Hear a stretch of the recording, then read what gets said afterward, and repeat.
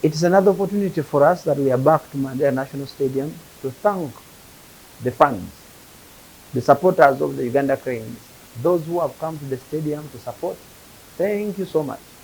We have now many players that are coming from the local league, that are actually from the Ugandan league, that are actually contributing. When we see Omedi, when we see Alan Okero, when we see Jude Semugabi, when we see the very many different players that are making a contribution and are coming from the clubs, it is all about your effort. And I want to conclude with the way forward. This is a marathon. We have taken a few miles. I think it's a long journey that we need to keep steady. We have the next assignment against South Sudan at home and back to back again in Juba. These are not easy matches at all. They are no longer small opponents on the continent. It is even more difficult with South Sudan because some of the players are actually playing in our league. We understand each other. It's more of a derby kind of form, and derbies do not understand who is better than the other.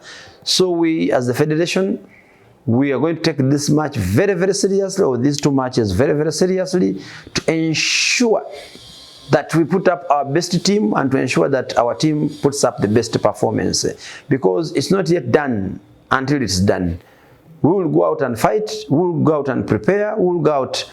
But we must remember that this is a team in transition. We've been talking about transition, and people seem not say transition. Transition continues. It's going to take a bit of time.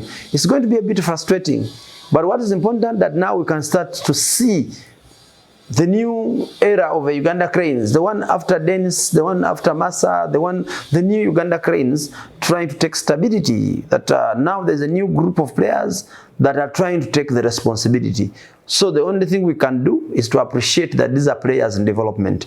When I look at the team that played in South Africa, there was only one player who had more than 10 caps. The rest of the players did not have even 5 caps, did not even have 10 caps.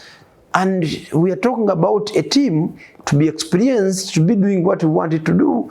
Players should be in an average of 30 to 40 caps. So for me, this is a young team, a new team. We only need to support them. And I want to assure Ugandans that this process of transition, you'll see very many younger players coming through. You'll see very many players from the diaspora coming through. You'll see very many Ugandans.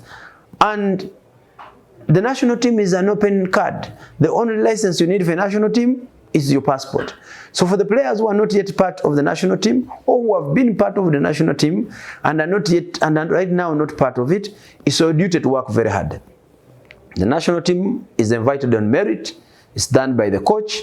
He decides on who to include. Our role as a federation is to facilitate, to ensure that these players come. Let us support the Uganda Cranes members. We can have our issues, we can have whatever we want, but the Uganda Cranes is for us all. It's our pride, and I believe that this time round, with all the support, we will be in Morocco come 2025.